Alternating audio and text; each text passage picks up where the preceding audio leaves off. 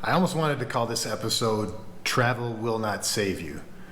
But travel can save you in certain situations, whether it's for your life, for your family's life, for your well-being, for better economic opportunities. Travel can definitely save you in certain ways, but travel will not fix you. And what do I mean by that? In the world we live in, the modern times, with social media, and I think this is a normal thing, a normal human thing that we do. We've got a great partner, but we see someone else, we run into someone else at maybe a work function, a cocktail party, we're out with friends at a bar, we bump into someone else, or there's someone else in our friends group, and we think, my life might be better with that person. Or of course on Instagram, Facebook, TikTok, all social media, we see people's amazing vacations, amazing things they have, the jet setter lifestyle, and we think, that's what I need. That's what I need to be happy, to fix my life. And number one, let's start with, when we think like that, we're starting from a reference point as if something's wrong with us. And I'm here to tell you right now, there's nothing wrong with you. Okay? A lot of the inner critic, the self-talk, the negative self-talk that we have comes from someone somewhere in our childhood. That was in a voice, a repeated dialogue that we were told constantly, that we ended up believing it, okay? And it stunted our self-confidence, our self-compassion, our self-love, our self-growth, to the point that, and look, it's, even if you had a good childhood, it's kind of normal to say, to want nice things, to want different things. But in the modern times, I think no one would disagree with me that more people have a less than satisfactory childhood. I heard somewhere that the stat is like 50% of people have a kind of a negative childhood, whether it's abuse, neglect, physical, verbal, emotional, physical, and that affects us. That affects us more than we absolutely know. And as Elaine DeBottom says from the School of Life YouTube channel, he says, if there's one thing we're studying, it's your childhood and how it affects you now. So we see those Instagram stories, we see the Facebook, we see the YouTube, people going traveling, all these 4K video, it looks amazing. Oh my God, I want that. I want to feel that. I want to experience that. The rich culture, the great food, the people, the 5-star hotels, the 5-star Airbnbs. That's all I need. That's all I need to be fixed, right? No, you don't need. You're fine as you are. Okay, it's okay to have things about ourselves that we want to change, but travel is not going to fix you. Okay. Hey, and look, it's normal. It's normal to want to find an easy solution. Okay, I think that's how we're wired, but it's also something we have to kind of work against sometimes.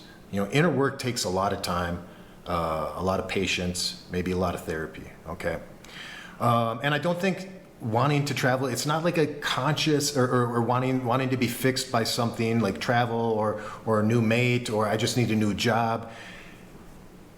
I don't think it's like a direct thing that we think. It's just kind of like on a subconscious level, and that's okay. It may be like a gut level, a hope or a longing that if I get this job, if I get this raise, then everything will be better. Then I'll be able to breathe, okay?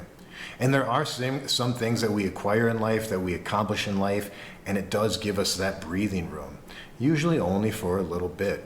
Now, I'm not one to say that life is just constant pressure and dread and obstacle after obstacle. There is pressure, there is dread sometimes, and there is obstacles in life, but it doesn't have to be that way constantly. So nothing changes until we start to work on being all right with ourselves. Now, as I said at the beginning, there's nothing wrong with you. And that's actually the title of a fantastic book by a woman named Sherry Huber, which I read recently. And I recommend you read it. It's a fantastic book. It goes into a lot of Buddhist philosophies, but it starts from the point that a lot of the self-talk we have, a lot of the I should have done this, I should do that, I shouldn't do this, if I had only done that, we do something and then we think, oh, there I go again, there goes me again, messing up, bumbling something, or another breakup, there I go screwing up another relationship. I've talked to myself on that one very many times in the past. And until we we start to work on being all right with ourselves, nothing's gonna happen. Nothing's gonna change. Travel's not gonna fix us. A new mate's not gonna fix us. A new job, a raise, a new car's not gonna fix our problems. Okay. And I said nothing's gonna change until we start to work on ourselves. There's a misconception out there that we need to be like, it's in the self-help community, that we need to be these complete whole beings before XYZ can happen. No, that's not true. You can start working on yourself and you can start enjoying the fruits of the work and the growth that you've had, and do some traveling. Like, and I'm not saying like you can't travel just because you think it's going to fix your problems. You can definitely go travel and think that it's going to fix your problems. I'm just here to say that you're going to have an awakening at the end of that and realize that it's not. And hey, maybe that's the awakening you need to springboard yourself into a new phase of life, of growth and change and new opportunities. That's perfectly fine. Look, I got a lot of scars, more on the inside than on the outside, and I had to go through a lot of pain to get where I'm at now. There's nothing wrong with that. Okay, life is the greatest teacher that there is. Now again, it's not a bad thing to want to travel, to desire to be inspired by other people's journeys, by other cultures, and the great video and the great content that so many people put out there. There's nothing wrong with being inspired about that. But let's step back a little bit, not blame ourselves, not hate ourselves, not judge ourselves for thinking that it might fix us, but accept that part of ourselves. Okay, that's a thing that humans do, but then we can start to work on that. And how do we start to work on that? As I said before, Elaine de Bottom says, and I think it's one of the wisest things I've ever heard, if there's anything worth studying, it's your childhood and how it affects you now. You can go to therapy. There's so many groups out there. There's so many videos out there. We live in a fantastic time these days. With YouTube and so many other platforms, you can get help and advice in long-form content, in quality depth of information, actionable steps everywhere. We just got to look. We just got to put in the work. And look, I'm a huge fan of therapy. It has helped me so much. If that's where you need to start there. And please, if you have one bad experience with a therapist, please don't stop there. There's a lot of good therapists out there. Continue your search, continue your growth.